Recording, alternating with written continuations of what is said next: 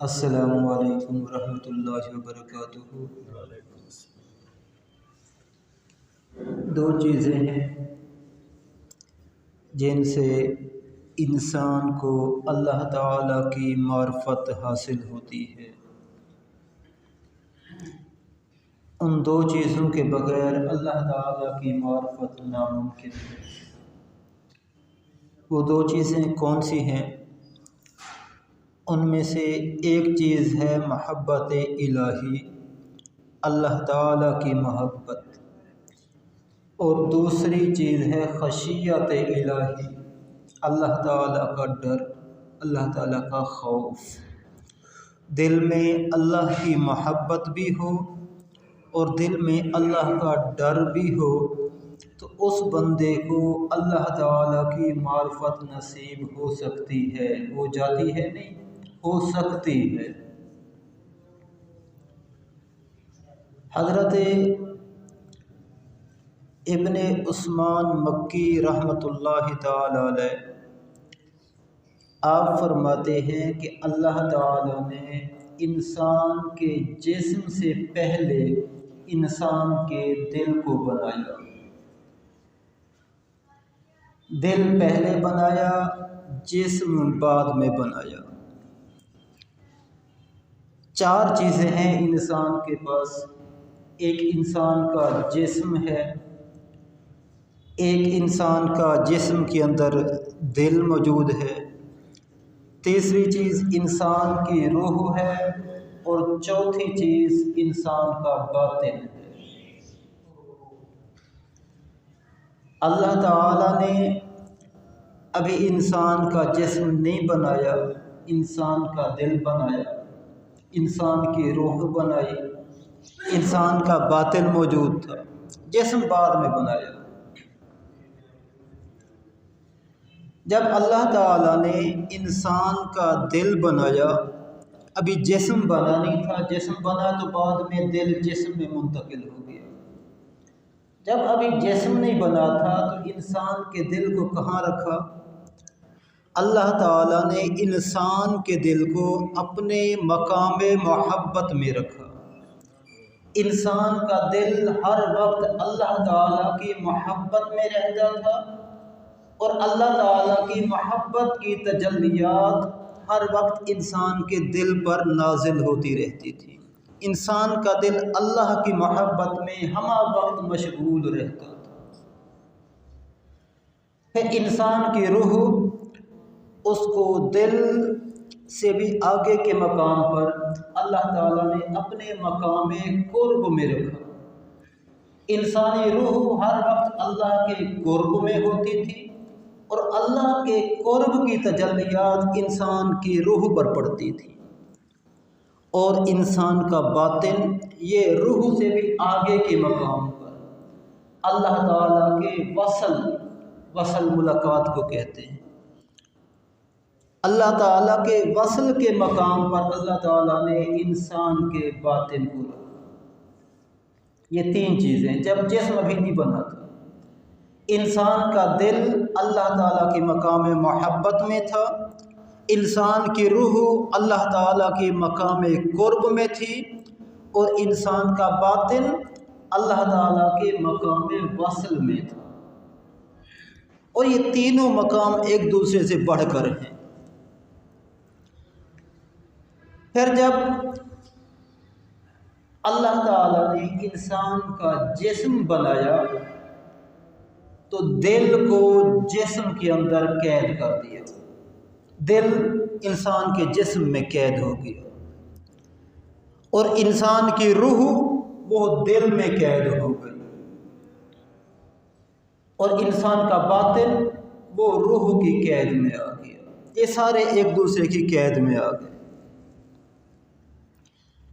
انسان کا دل جب پہلے مقام پر تھا، جب دل مقام محبت میں تھا، روح مقام قرب میں تھی، اور باطن مقام وصل میں تھا، اس وقت اللہ تعالیٰ نے ساری روحوں کو مخاطب کیا۔ ان میں انبیاء کی روح بھی تھی، اولیاء کی روحیں بھی شامل تھیں۔ مسلمانوں کی روحیں بھی تھیں اور غیر مسلم کی روحیں بھی تھیں، ابو جہل کی روح بھی تھی، فرعون اور نمرود کی روح بھی تھی۔ قرآن پاک میں فرمایا اللہ تعالیٰ نے اس وقت ساری روحوں کو مخاطب کیا اور ان سے پوچھا الست بربکم، کیا میں تمہارا رب نہیں؟ قالوا بلا، سب روحوں نے بیک آواز ہو کر کہا ہاں اے ہمارے رب، تو ہی ہمارا رب ہے، ہم تیرے بندے ہیں، تو ہی ہمارا رب ہے۔ ابو جہل کی روح نے بھی اقرار کیا تھا، فرعون اور نمرود کی روح نے بھی اقرار کیا تھا۔ مسلمانوں کی روحوں نے تو مانا ہی تھا، جو غیر مسلم ہیں دنیا میں ان کی بھی سب روحوں نے مانا۔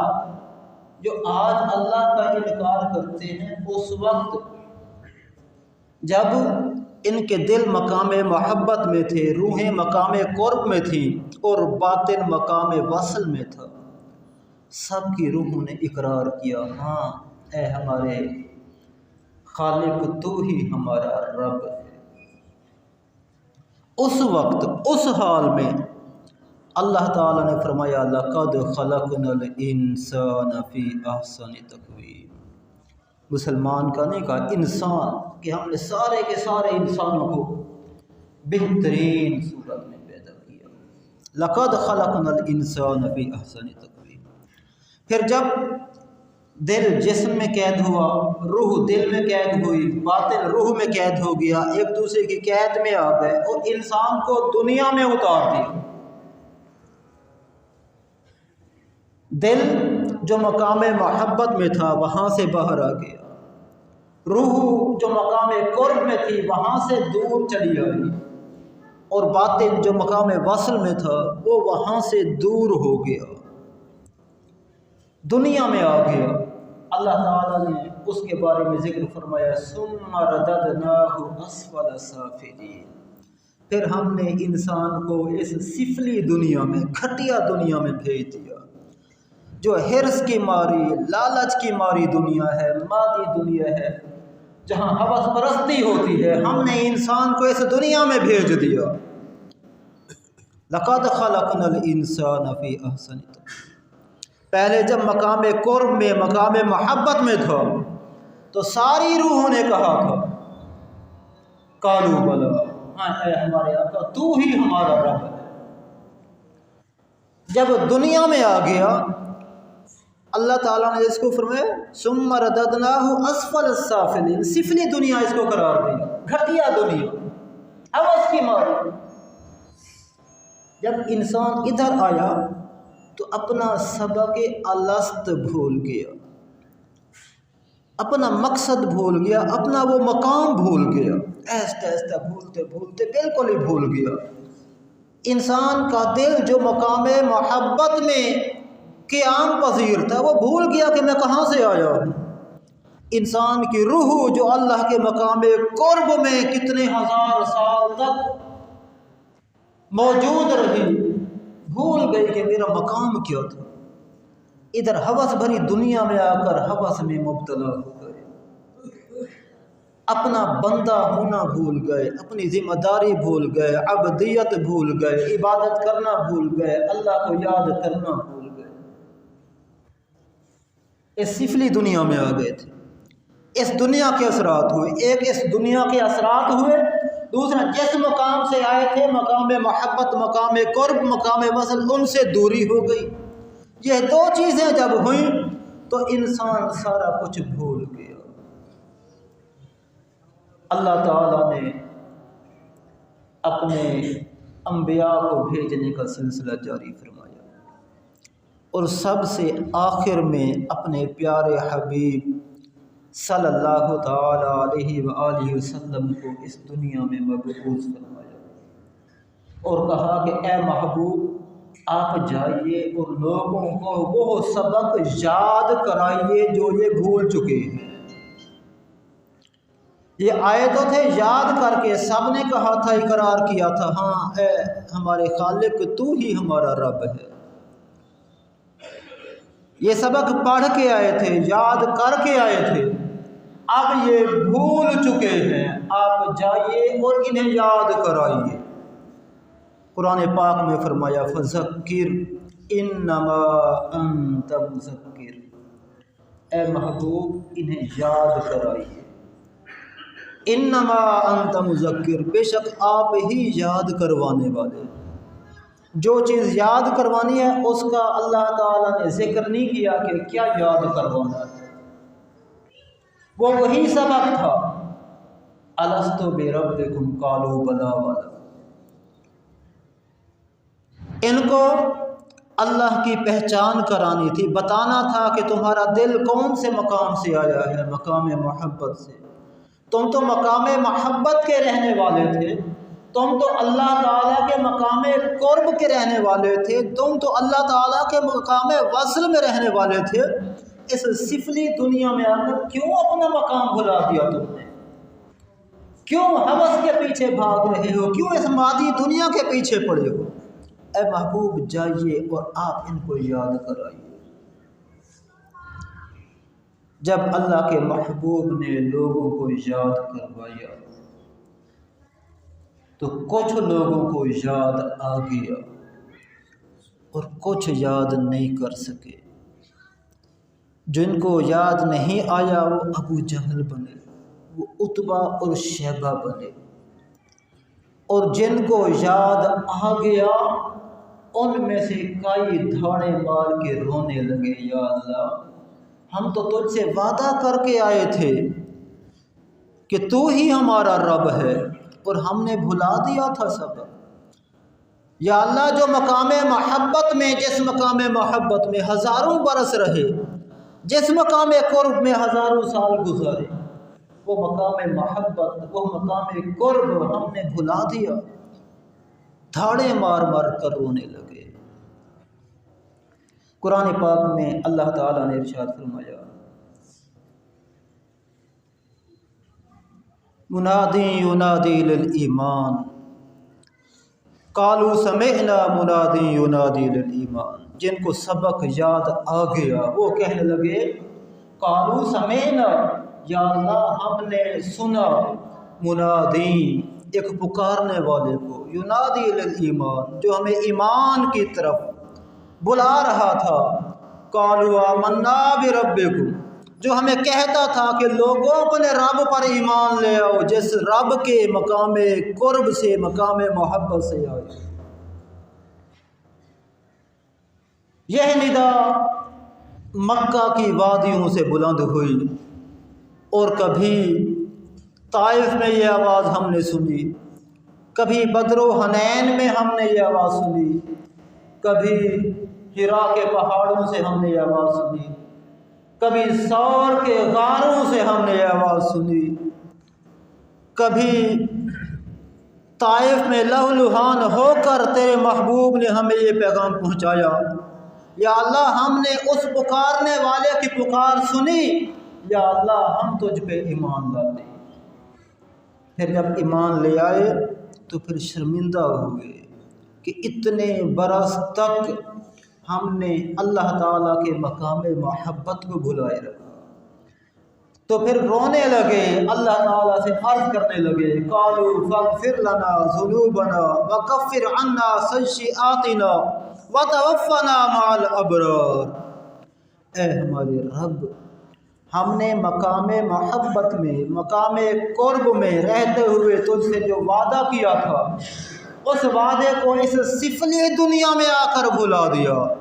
اے ہمارے رب ہمارے اس بھولنے کا جو ہم سے گناہ سرزد ہوا، ربنا اغفر لنا ذنوبنا، یا اللہ پاک ہمارے ان گناہوں کو معاف کر دے، یا اللہ تو اس سے معافی مانگتے ہیں ہمیں معاف کر دے۔ پھر یہ لوگ جن کو سبق یاد آ گیا، پھر راتوں کو انہیں نیند نہیں آتی، جو مقام محبت یاد آیا وہ مقام محبت انہیں راتوں کو سونے نہیں دیتا، بستر پر لیٹتے ہیں تو تھوڑی دیر بعد اٹھ بیٹھتے ہیں، مصلی بچھاتے ہیں، اللہ تعالیٰ کے سامنے سجدے میں گڑ گڑاتے رہتے ہیں۔ تتجافی جنوبہم، فرمایا کہ وہ اپنے پہلو بستر پر نہیں لگاتے، بستر سے جدا کر لیتے ہیں، راتوں کو پھر سوتے نہیں، جن کو وہ سبق یاد آ گیا کہ کس مقام سے ہم آئے، جب سبق یاد آ گیا تو ان کی نیند غائب ہو گئی، وہ اللہ کی محبت میں سرشار، ہر وقت اللہ کی محبت کی تلاش میں وہ ڈوبے رہتے۔ اللہ تعالیٰ کو یاد کرنے کا ایک ذریعہ اللہ تعالیٰ نے فرمایا اقیم الصلاۃ لذکری، وہ جو سبق تمہیں بھولا ہوا تھا میرا محبوب آیا اس نے تمہیں یاد کروا دیا، اب دوبارہ یہ سبق نہ بھولے، یہ سبق تمہیں یاد رہے کہ تم کس مقام محبت اور کس مقام قرب کے باسی ہو، کہاں کے رہنے والے ہو، کہاں کے مگن ہو گئے ہو۔ تمہارا یہ دنیا مقام نہیں جس کے پیچھے تم مگن ہو، تمہارا مقام تو ایسے کہیں بلند ہے۔ تو اس سبق کو میرے محبوب نے یاد تو کروا دیا، اب یاد رکھنا کیسے ہے پھر نہ بھول جائے۔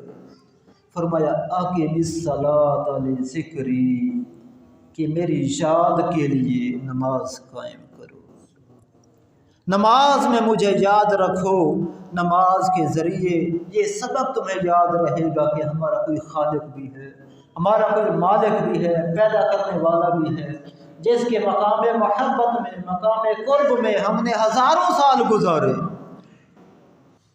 اقیم الصلاۃ لذکری، نماز کے ذریعے تمہیں میری محبت نصیب ہو۔ حضرت عیسیٰ علیہ السلام ایک مرتبہ گزرے ایک باغ کے قریب سے، دیکھا ایک نوجوان ہے باغ کو پانی دے رہا ہے۔ نوجوان نے عیسیٰ علیہ السلام کو دیکھا، آ کر سلام عرض کیا اور عرض کی کہ اے عیسیٰ علیہ السلام آپ اللہ سے دعا کیجئے اللہ تعالیٰ مجھے اپنی محبت میں سے ایک ذرہ عنایت کر دے۔ عیسیٰ علیہ السلام نے عرض کی کہ یا اللہ، یہ نوجوان کہتا ہے کہ مجھے اپنی محبت میں سے ایک ذرہ عطا کیا جائے، یا اللہ اس کو ایک ذرہ عطا کر دیجیے۔ اللہ تعالیٰ نے وحی نازل فرمائی کہ اے عیسیٰ علیہ السلام، میری محبت کا ایک ذرہ یہ معمولی چیز نہیں، بہت بڑی چیز ہے، بہت بڑی دولت ہے، اور یہ نوجوان اس کی تاب نہیں لا سکتا۔ عیسیٰ علیہ السلام نے پیغام دیا کہ ایک ذرہ تو بہت بڑی ہوتی ہے، اللہ کی محبت کی بہت بڑی مقدار ہے ایک ذرہ، تم تاب نہیں لا سکتے۔ نوجوان نے کہا پھر دعا کیجیے مجھے آدھا ذرہ مل جائے۔ اللہ کے نبی نے ہاتھ اٹھایا، یا اللہ اس نوجوان کو اپنی محبت کا آدھا ذرہ عطا کر دیجیے۔ اللہ کے نبی کی دعا قبول ہو گئی، جناب عیسیٰ علیہ السلام آگے تشریف لے گئے۔ چند سالوں کے بعد دوبارہ اس علاقے سے گزر ہوا تو دل میں خیال آیا کہ اس نوجوان سے ملتا جاؤں، اس کی خبر لیتا جاؤں جس نے اللہ کی محبت کا آدھا ذرہ مانگا تھا۔ اس بستی میں گئے، لوگوں سے پوچھا فلاں نام کا نوجوان وہ کدھر ہے، اس کا گھر کدھر ہے، میں نے اسے ملنا ہے۔ لوگوں نے کہا کہ جناب جب سے آپ نے اس کے لیے دعا کی ہے وہ گھر آتا ہی نہیں، وہ جنگلوں میں گھومتا پھرتا ہے، یہ سامنے جنگل میں چلے جائیے وہاں کہیں آپ کو نظر آ جائے۔ جناب عیسیٰ علیہ السلام چلتے چلتے جنگل میں جاتے ہیں تو آگے ایک پتھر ہے جس کے اوپر وہ کھڑا ہے اور آسمانوں کی طرف دیکھے جا رہا ہے۔ عیسیٰ علیہ السلام سامنے گئے، پوچھا ہے نوجوان کیا حالت ہے تمہاری، کیسے ہو؟ اس نے کوئی جواب نہیں دیا، دیکھے جا رہا۔ دوسری بار پوچھا ہے نوجوان میں عیسیٰ علیہ السلام اللہ کا نبی تم سے مخاطب ہوں۔ اللہ تعالیٰ نے وحی نازل فرمائی، اے عیسیٰ علیہ السلام اس کو میری محبت کا آدھا ذرہ مل گیا ہے، آپ تو اسے اپنی آواز سنانا چاہتے ہیں، یہ اب دنیا کی کوئی آواز نہیں سنے گا کیونکہ اس کے دل میں میری محبت کا آدھا ذرہ آ گیا۔ آواز سنانا تو دور کی بات، آپ اس کے سر پر آری چلا دیں اور اس کو کاٹ کے 2 ٹکڑے کر دیں پھر بھی اسے پرواہ نہیں ہوگی، جس کو اللہ کی محبت کا آدھا ذرہ نصیب ہو گیا۔ حضرت قاضی فضیل رحمۃ اللہ تعالی آپ فرماتے ہیں کہ حج کے دنوں میں حج کرنے کے لیے گیا تو میں نے وہاں دیکھا لوگ خانہ کعبہ کے غلاف کو پکڑ کر دعائیں مانگ رہے ہیں، کوئی حجر اسود سے چمٹا ہوا ہے، کوئی حتیم کعبہ سے چمٹا ہوا ہے، کوئی مقام ابراہیم پر سجدے میں گڑ گڑا رہا ہے، اللہ سے دعائیں مانگ رہے ہیں، عرضیاں کر رہے ہیں۔ کہتے ہیں میں نے ایک نوجوان کو دیکھا جو کعبہ کے دروازے کے پاس کھڑا ہے مگر خاموش کھڑا ہے۔ کہتے ہیں میں اس کے پاس چلا گیا۔ یہ واقعہ حضرت داتا صاحب رحمۃ اللہ علیہ نے کشف المحجوب میں ذکر کیا ہے۔ آپ فرماتے ہیں قاضی فضیل رحمۃ اللہ علیہ فرماتے ہیں کہ میں اس شخص کے پاس چلا گیا، میں نے کہا شخص تو یہاں کھڑا ہوا ہے، خاموش کھڑا ہے، لوگ تو دعائیں مانگ رہے ہیں اور تو کچھ نہیں مانگ رہا، دوبارہ موقع ملے نہ ملے یہاں آنے کا، بڑی مقدس جگہ ہے، جو تمہاری حاجات ہے دل میں خواہشات ہے مانگ لو اللہ سے۔ وہ نوجوان کہتا ہے کہ کیا مانگوں اور کس منہ سے مانگوں؟ قاضی فضیل کہتے ہیں میں نے پوچھا کس منہ سے مانگوں سے کیا مطلب؟ کہتا ہے میں شرمندہ ہوں، میں نادم ہوں، شرمسار ہوں اللہ تعالیٰ سے، شرمندگی کی وجہ سے ہمت نہیں ہوتی اللہ سے مانگوں، یا تو اللہ کی مانی ہوتی پھر تو اسے مانگتا۔ جو عمر گزار چکا ہوں مجھے پتہ نہیں کہ اللہ کی اطاعت میں گزاری ہے نافرمانی میں گزاری ہے، میرے اعمال اللہ کی بارگاہ میں مقبول ہیں یا مردود ہیں میں نہیں جانتا، کس منہ سے مانگوں اس سے؟ قاضی فضیل کہتے ہیں کہ میں نے کہا پھر بھی مانگو، تمہارے اعمال مقبول ہیں یا مردود ہیں یہ اللہ جانتا ہے، مگر یہاں آئے ہو مانگو اللہ سے، مانگنے کے لیے آئے ہو، سارے مانگ رہے ہیں تم بھی مانگو۔ ان کے اصرار پر اس نوجوان نے ہاتھ اٹھائے اور کہا یا اللہ، اتنا کہا نیچے گرا اور اس کی روح اس کے جسم سے پرواز کر گئی۔ اس کا دل اللہ کی محبت میں اس قدر سرشار تھا، اس قدر ڈوبا ہوا تھا کہ جب محبت میں انسان ڈوب جاتا ہے، انتہا درجے کی محبت کرتا ہے، بہت زیادہ محبت کرتا ہے، تو پھر مانگنا یہ چیزیں ختم ہو جاتی ہیں۔ مانگنا ایک مطلب ہوتا ہے، اپنی ایک ضرورت ہوتی ہے کہ پھر محبت ضرورت کے تحت ہے، جو محبت ہوتی ہے وہ ضرورت کے تحت نہیں ہوتی۔ تو جیسے ہی کہا یا اللہ اللہم، اللہم کہا اور وہی ان کا انتقال ہو گیا۔ نعرہ تکبیر، نعرہ رسالت، نعرہ حیدری۔